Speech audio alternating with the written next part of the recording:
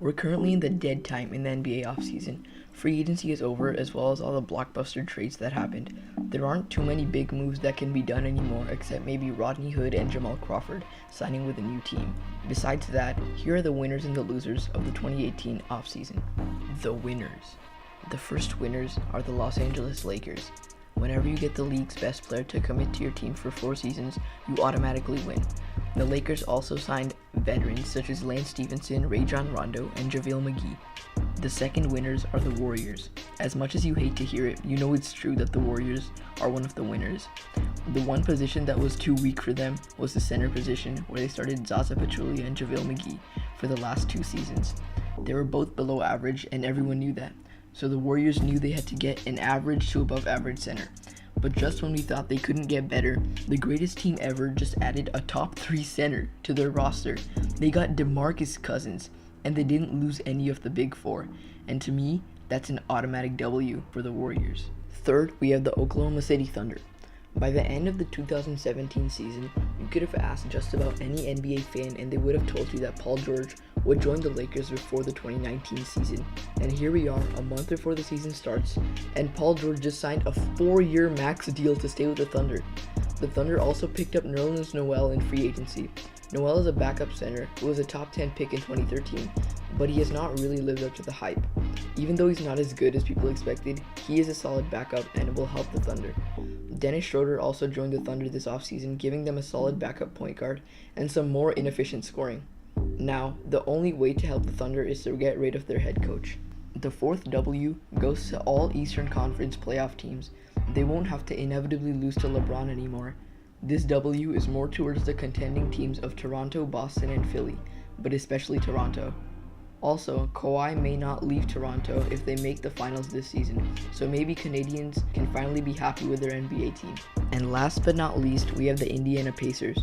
The Pacers added Tyreke Evans, who is a fantastic addition as a 6th man, on an affordable contract. He's also a player who could take ball handling duties off of Victor Oladipo. They also signed sharpshooter Doug McDermott to their team. McDermott helps Indiana in one of their weaker categories, shooting.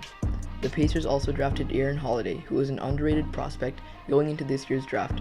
Holiday's stats last season in UCLA were incredible: 20 points, 6 assists, and 4 rebounds a game.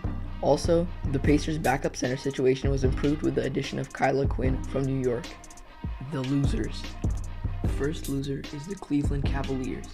They did draft a stud in Colin Sexton, but they lost the second greatest player of all time. Enough said. The second loser is the Houston Rockets. The Rockets lost both of their primary perimeter defenders in Trevor Ariza and Luka Mbamute, and they added Carmelo Anthony. Personally, I don't like the Carmelo move at all, but I guess he can't be that bad as he is on a minimum contract. The issue for the Rockets is when they play the Warriors, they'll be forced to put 6'5" PJ Tucker on a 7-foot tall Kevin Durant. And the Chris Paul contract is disgusting. The Rockets agreed to pay him $40 million a year until he's 37. To me, that's a loss. Our third loser is the Philadelphia 76ers. The Sixers' main goal going into free agency was to retain all their players and to sign one of the stars. Neither happened.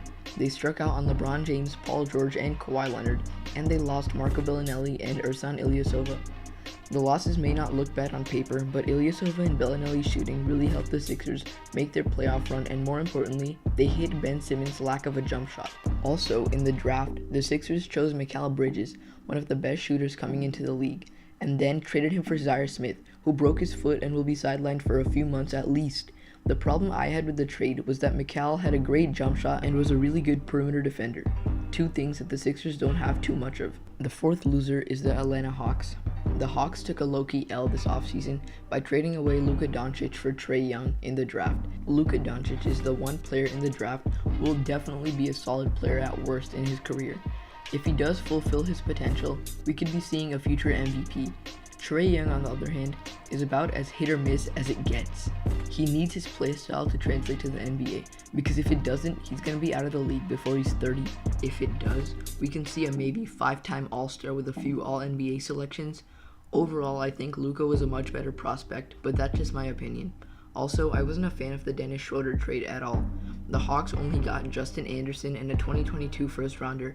They also got Melo, but they had to buy him out of his disgusting contract. I think if the Hawks really tried, they could have got a few more first-round picks for Schroeder. The last loser is the Miami Heat. The Heat this offseason did nothing.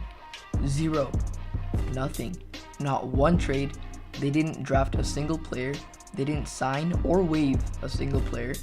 Their roster led them to 44 wins last season and a 6th seed finish, just enough to get ousted out of the first round. They're in a horrible position as they won't make a deep playoff push and they won't get a top 10 pick. This offseason has been brutal for some teams and not too bad for others, but I guess we'll know who the real winners and losers are at the end of the season. Thanks for watching.